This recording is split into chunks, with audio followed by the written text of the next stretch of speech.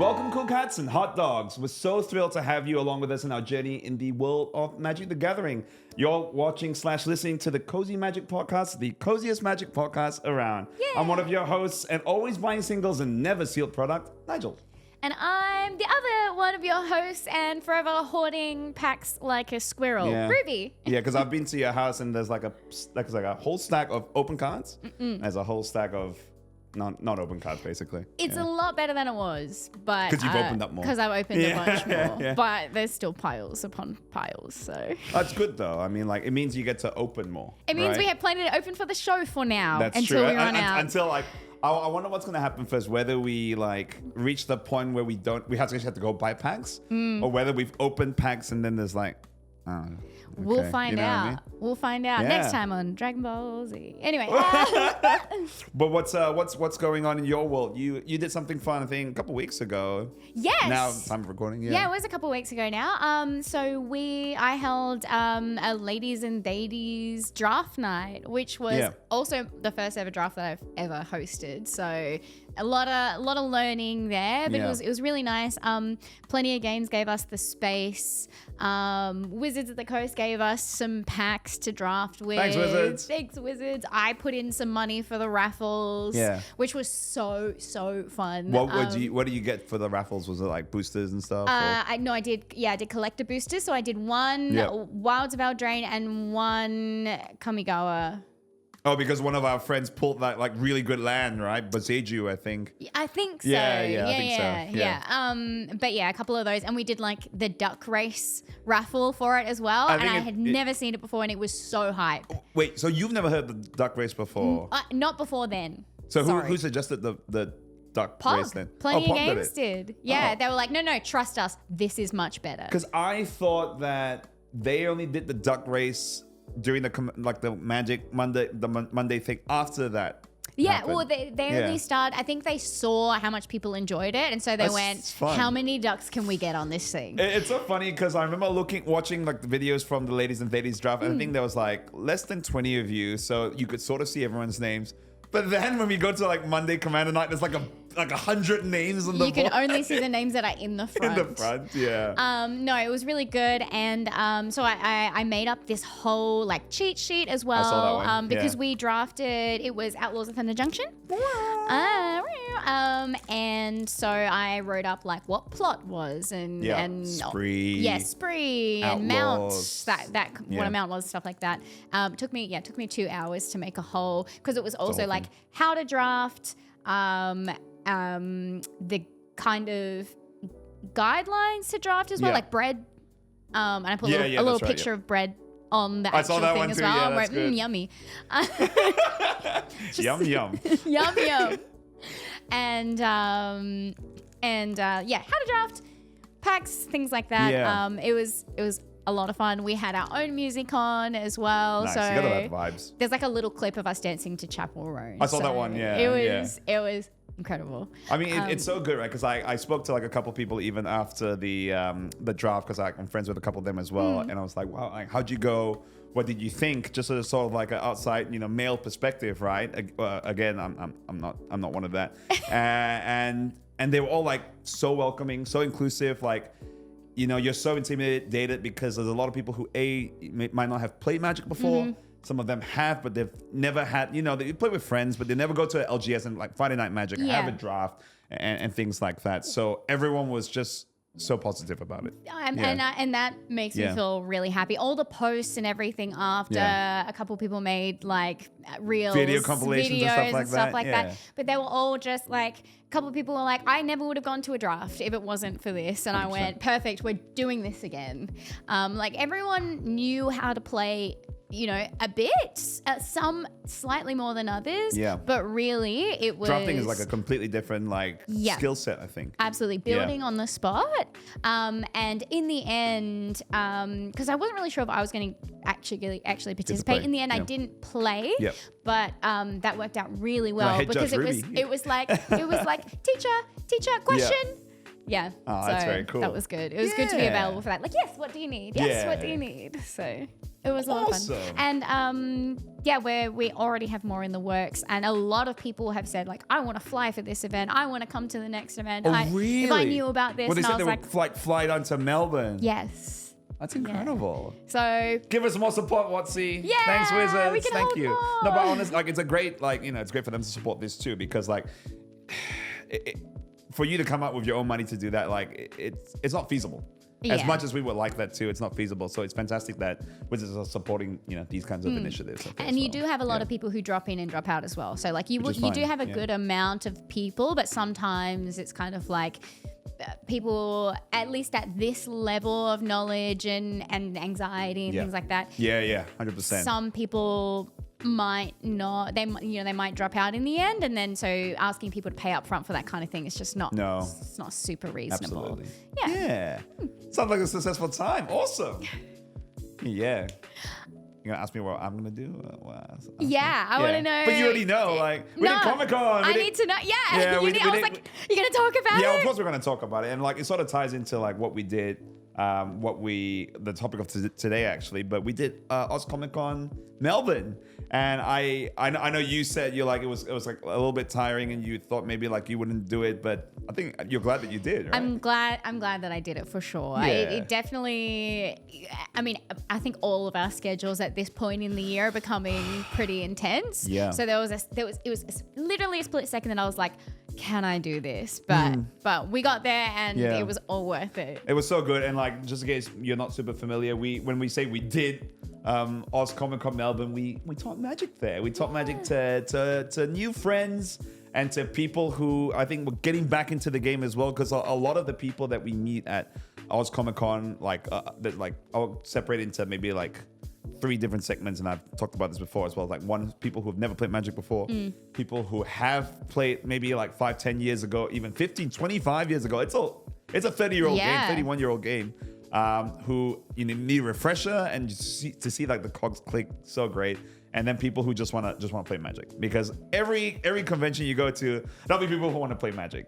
Simple as for that. sure. There's like people were bringing their commander decks around. People were like looking to like me and Ruby and like Yeah. other people. Like, I want to challenge you to a battle. So I Like, guess you got time for a game? I just want to come in and play a game right now. literally that. Yeah. And like it was good that we were able to do that as well. But I thought that was very fun, and we'll touch into a little bit more about teaching a little bit later. But I thought that was a really fun time. It was. Should we talk about the teaching process as well? Absolutely. But before that, I think it's time to crack some packs. You're right. You- You're you was- right. She yeah, was so excited to talk about the teaching that she forgot about the I know. packs. Wow, crazy. That's how much you love teaching. There you That's go. how much I love All right, it. what do we got Okay. today? So Yep. we have an Outlaws of Thunder Junction play booster. This was basically mine because I didn't get to play in the draft. Yeah. So this is gifted from Wizards of the Coast. Thanks, Wizards. Thank you. Thanks, Wizard. All All right. right, we're going to open this one. Speed. Speed. The good thing about, I think this is the first play booster we've opened actually, isn't it? Really? Because everything else has been set and draft. Oh, So God. I think play boosters again has a higher chance of like mythics and rares and things like that. So what do we got? All right, so we've got a Jagged Barons. Land. Yep, we got Shoot the Sheriff. Oh, that's a black uncommon. Yes, it is. Skewer the Critics. That's a red spell. Yes, Sorcery. it is. And he joins up. This one's This a is bit a red, harder. white, green enchantment. Yes, it is. Oh my Yeah. goodness. Deep Muck Desperado. It's a blue. Yes, It's like a hominid. It's like a crab, Yeah, but it's not a crab. Hominid. Yeah. Full Steam Ahead. It's a green spell. Yep. Badlands Revival. Black, And green. yeah. Blood Hustler. It's like a red or a black card. Black for sure. Looks really cool. Vampire Rogue. Mourner's Surprise. What? Mourner's Surprise, Yep. black. Yeah. Yeah. Phantom Interference. Black or blue. Blue. Yeah. Gold Pan. It's a treasure. It's a colorless. It's, artifact. yeah. Spinewood's Paladin. White. Green. Green. Dang, it's the one that gives you 5 life on ETB or something. 3 or 5 life. 3. Yeah, there you Stagecoach Security. go. White. Yes. And our final one, Reckless Lackey. We've pulled this one before. I feel like we pulled this one. Red. Oh, no, we haven't. Yeah, red. Oh, there you go. It's Goblin Pirate. Oh, so- it's like the 1/2 first strike with haste. No mythics in this one, I think the unfortunately. land was rare. I think And he that's joins about up as a rare. it. Yeah. And I don't know about the land. Because lands only have the L. It'd be The L? L for land. Because I look at the letters, right? Oh, as in, oh, yeah. No, you're right. No, Alphaland. I'm just crazy. And he turns up kind of cool. And it's a foil shoot the sheriff too, so that's not bad. Yeah, good pack. It's a good pack. And our art card is Lila Undefeated Slick Shot, which is very cool. Oh, it's a blue-red one. Yeah, it's cool. It's like a spellcastery one. Oh. Cool. Pretty art. Wood. No. That was so one of our friends opened a pack the other day, and the full art foil Galadriel so was shiny. it, and I just went hot. And then everyone like smash. Alrighty, but segue into teaching. Yeah. What we came here to talk about. Wow. No, but like again, like Comic-Con was really cool, and I think you don't just get into teaching, right? Like how did I guess I'll sort of start with how I started teaching, because I think I started teaching before you. Yeah. Correct? Because this I year, started teaching before you. Sorry. No, not in that way. I was just like thinking about it. I just want to give you a hard time. Yeah, it's fine. It's fine. People always do. I don't know why. I'm not the threat. But so there was someone on Twitter. I guess I'll say BK. He was looking on and said like, need people to teach Magic the Gathering at a convention in Melbourne. Let me know if you're interested. Paid gig. And I'm like, you had me at teaching Magic the Gathering, right? I would have basically done it for free. I still want to get paid, by the way. But I put my hand up, and then I had a few people sort of like, the Twitter sort of thing, like vouch. I'll vouch for Nigel and things like that. So got on board. Who wouldn't vouch for you? I mean, if you know me, you probably wouldn't. Oh.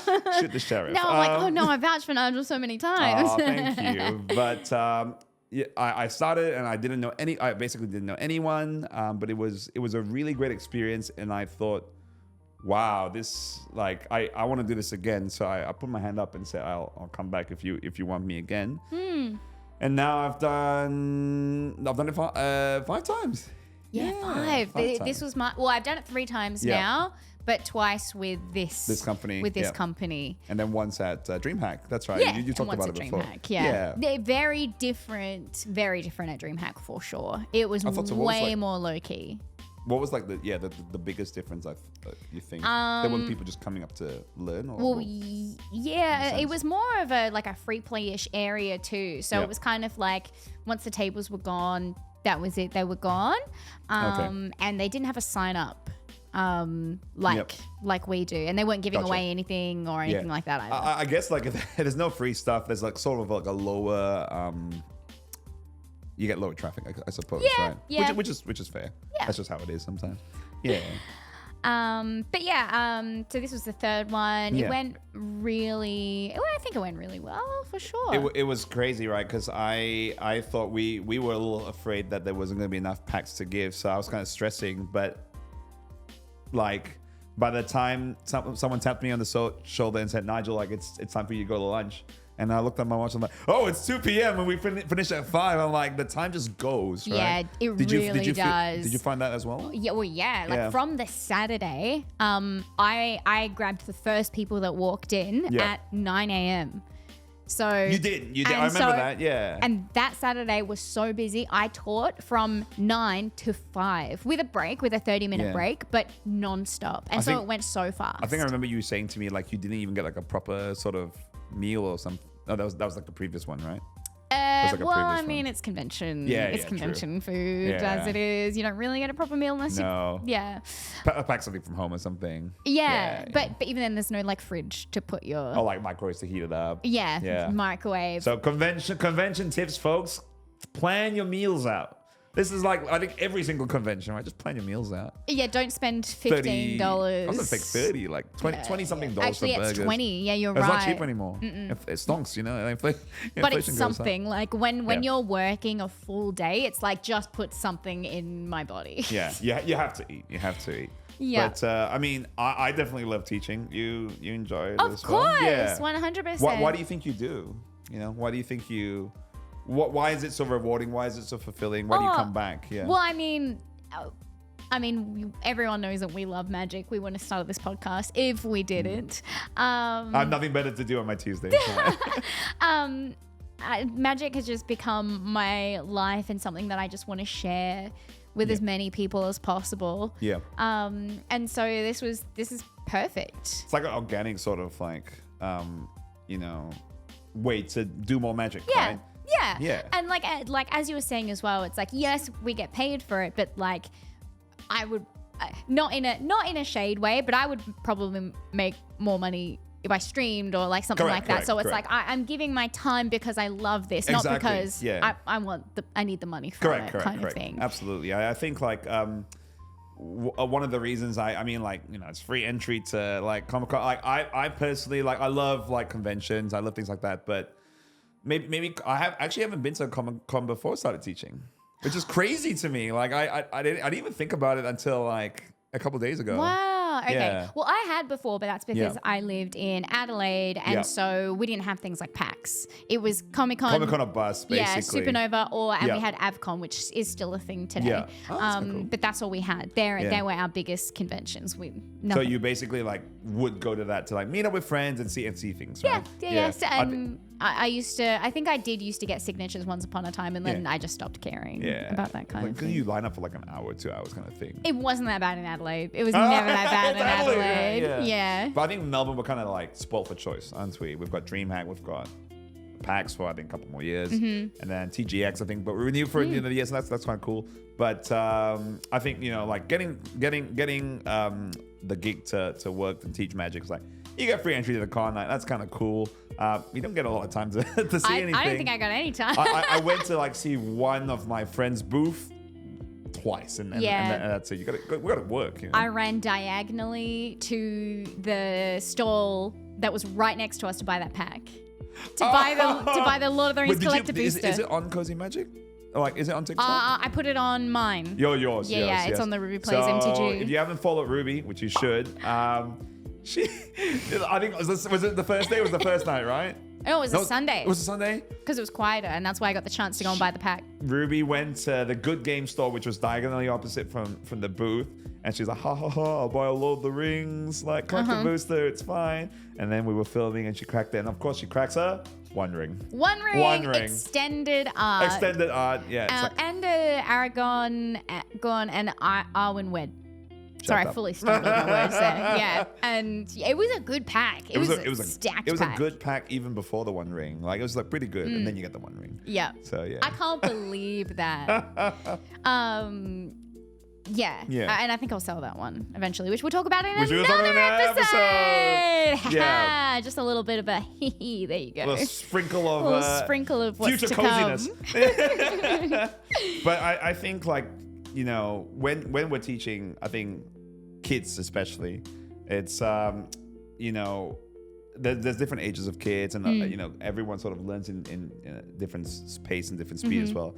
But the moment you see that, right, even something as simple as like my 4/4, if I blocked your 2/2, your 2/2 would die and my 4/4 would live. And you see that like realization, and some kids will go like, oh, and some kids will just be like, like you know what I mean? It is the face. I totally understand the face as well. Like, just it like lights up.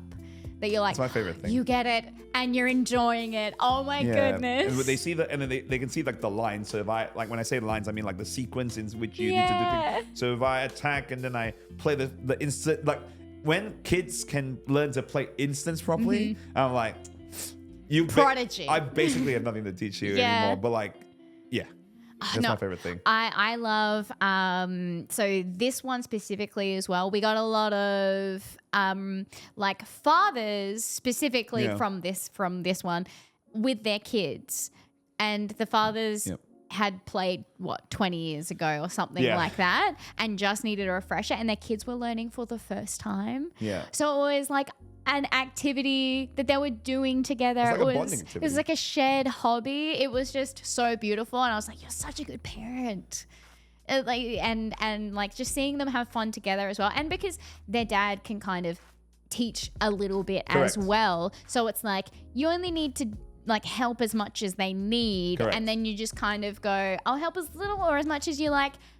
You go nuts. And it's really cool to see them face off against each other. Correct. I've noticed that a lot of the dads, they don't go easy. No, they don't. And a lot of the times I'll find that sometimes like the son or the daughter will like defeat their parent, Yeah. and they're like, I won, like, yeah, I get to pick McDonald's for lunch, or like, or whatever it is, you know. And it's just like the bonding thing, I think, is so good, right? Because it was a long weekend. Yeah. I think Monday was a holiday, and it was just like you saw a lot of families. And having the father, playing 20 years ago, probably when he was his kid's age. Now he's being able to sort of like it's possible, right? Yeah. Now I'm like, what are numbers? Yeah. Yeah. I'm like, it's possible that they played as a child, and now they're able to like share that with their child now, and that's beautiful. It's really special, and it's special to see it as well. Sometimes, like, it's nice, and sometimes I'm like, I don't want to intrude any more than I have to, so I'll give you your basics, and you just go and have this moment together. Sometimes we'll just say like, if I can tell like dad wants to teach like young miss, I'll say like, you guys look like you've got it.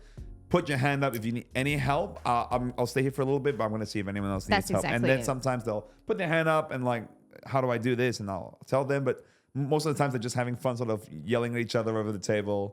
And sometimes isn't that what Magic's all about? Yelling at each other over the table. I'm sure. Yeah. That's what Magic's all about. Screaming at your friends and family. The game.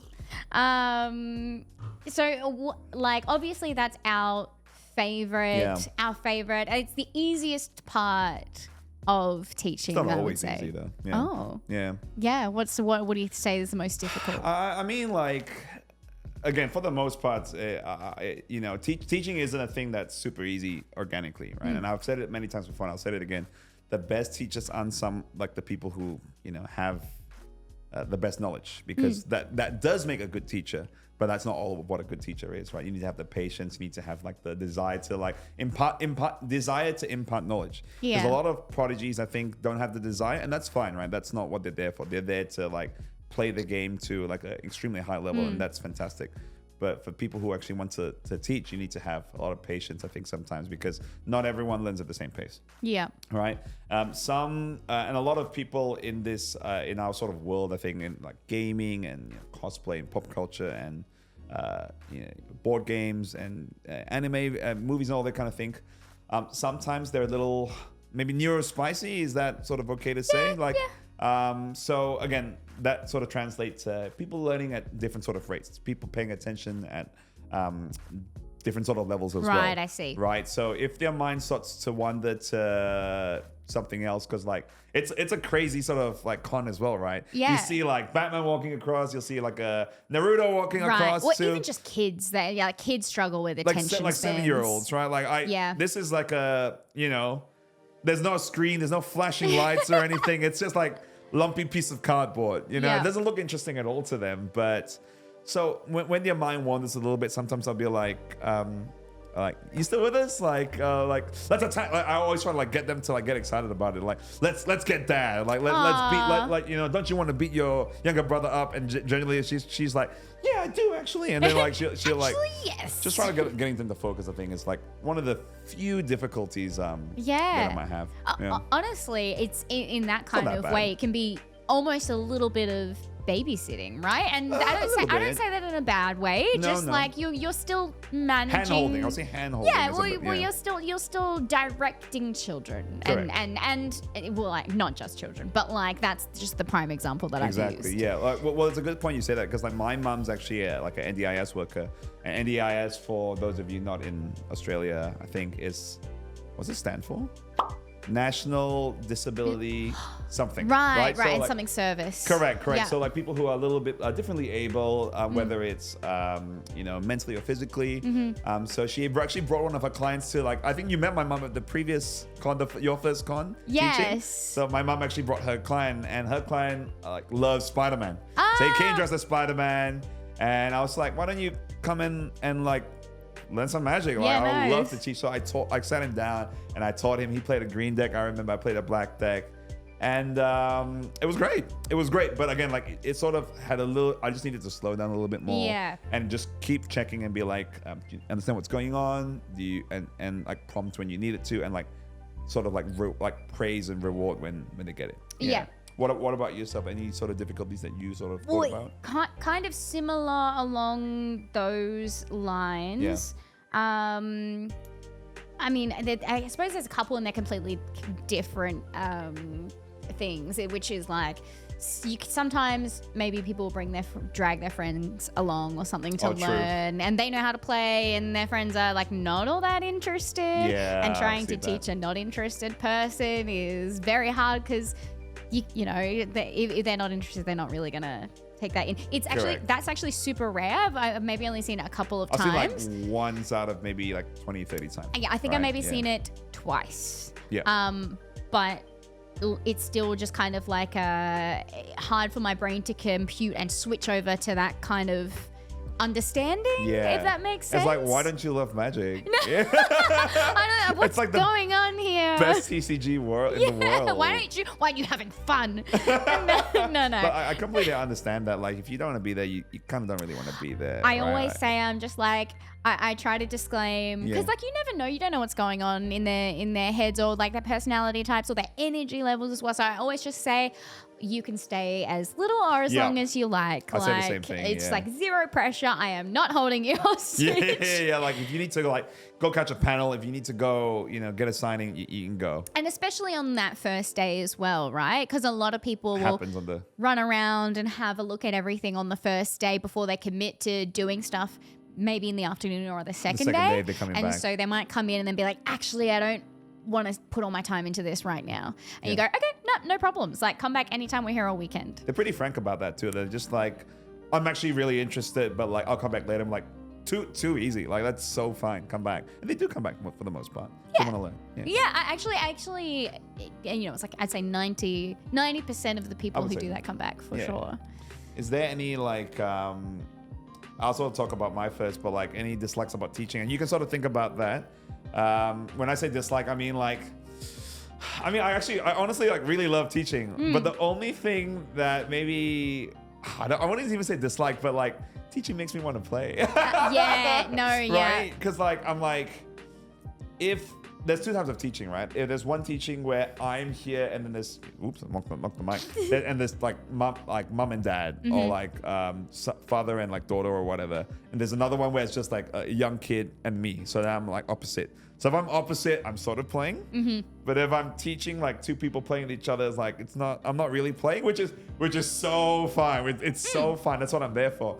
But I kind of want to play as well. No, I get that. Yeah. And I feel, I think I do my best days of teaching when it's broken up. So like with like experience levels. And gotcha. The amount of playing that you get to do. Yeah. Because not playing a full game. Yeah. We're there to teach, right? Of course. But we also kind of want to play too. Like, no, well, okay. So like the Sunday, it was a lot quieter, and so much quieter. Yeah, there wasn't people on like coming in to learn at that time. It was like towards the end, maybe an hour or two maximum left. And this kid comes in high school age, I'd say, and he brought his own commander deck. He was like, I'm looking for a game. And I was like, okay, that's when I borrowed your deck. Oh, you borrowed the Angel deck, and you played this incredible. What was it? Artifacts. Yeah. I will tell Casa what it is because I remember, but I forgot the name. It's like a little beetle, right? It was like a little beetle artifact. I don't remember that, but it had the modular. Modular. And so he sacrificed the thing, gave something else, move your counters around pretty much. But that game at the end of the teaching day, and then like more experienced players in between as well, they really jumpstart my brain again in between teaching very new players. Yeah, because like it's not as like you don't engage your sort of like magic brain when you're teaching so much. Yes. But when you get to actually be like, okay, he actually knows what he's doing. She's actually got the like removal spell. I need to actually play around it. Yeah. I would say that's my difficulty. Not like there's nothing I dislike about teaching at all. My difficulty with it would be that in between teaching different groups,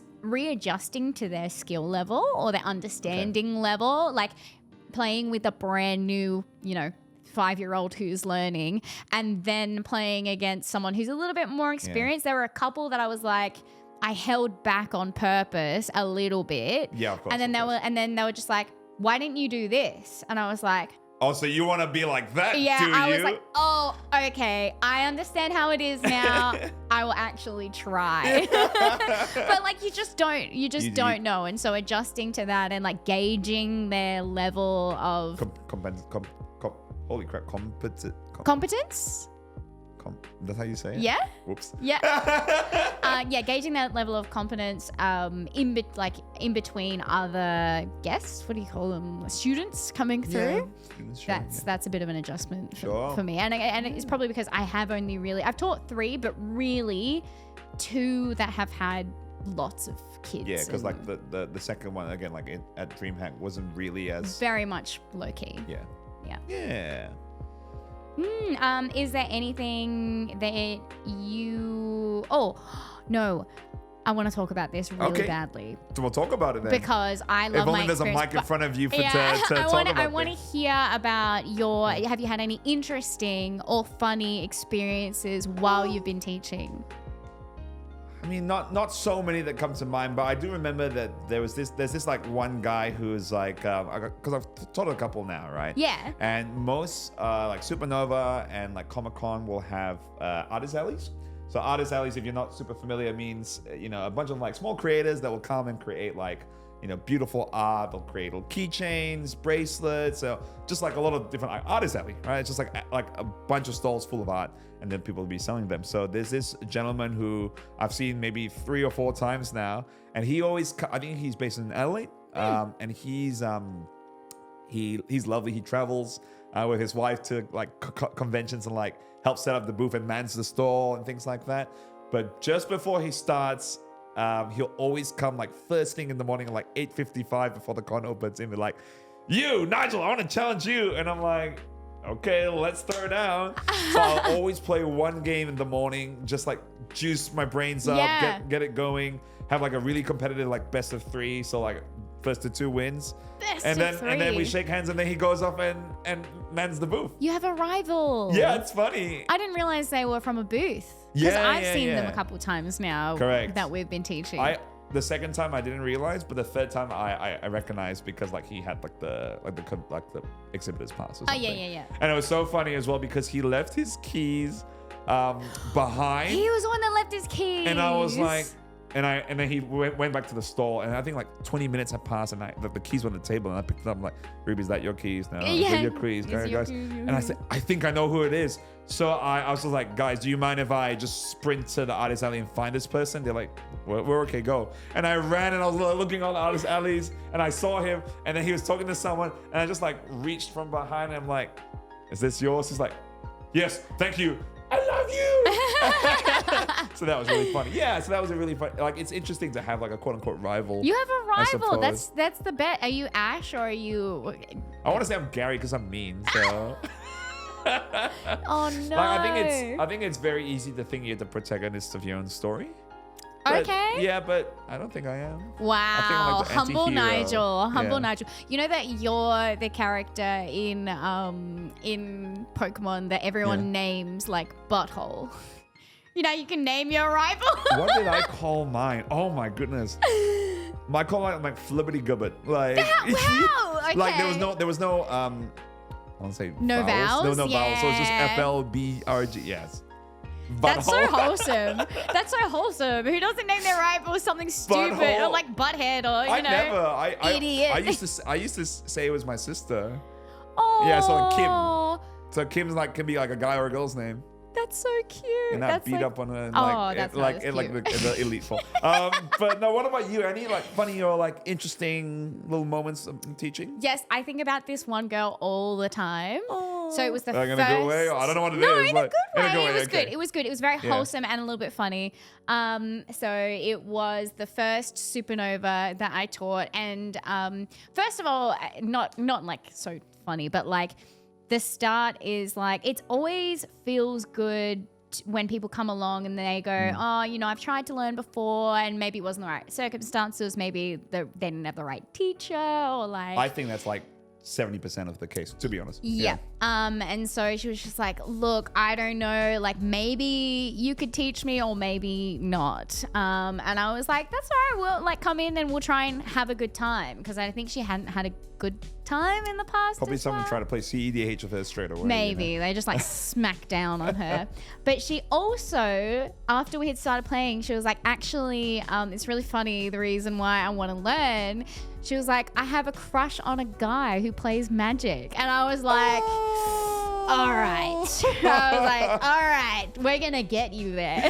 We're going to get you so that you're going to destroy him and he'll have no choice. Beat him up and then he can take you on a date. You can take him on a date. Yeah. I was just like, you better invite me to the wedding. Like, and it was That's very awesome. cute. She had a really good time and she beat me. Really? Once she started to get it, she was just like, I like this. And I was like, yes, of course. You're good now. Oh, that's wholesome as anything. I think awesome. about it all the time. It's just a perfect story as well. That's very cute. Yeah. I mean, like, you always hope to, when you go for like conventions and stuff like that, to have that like one story that you take home and be like, this is all worth it. You know what I mean? Yeah. I can't remember the terms exactly as well, but I was like, if you want to look like you even more know what you're doing, which is great English, I was like, just say these phrases. And I just repeated. I was just like, when you do this, say like, I cast, or like, I tap for 3, or like, it was just like little things like that. And I was like, then you just sound professional. Yeah, it sounds like you've been doing this for like years when you only crashed course like one weekend at Supernova. Yeah. Is there anything that you feel like, I guess personally for yourself, like to improve on like your style of teaching, like? I mean, I realize I probably kind of touched on it already. Just the readjusting my brain in between teaching for sure. That's probably number one, because you want to give everyone the best experience that they can have. Everyone's like too. Different skill level, everyone's learns differently. Different level. So just like a quick something to.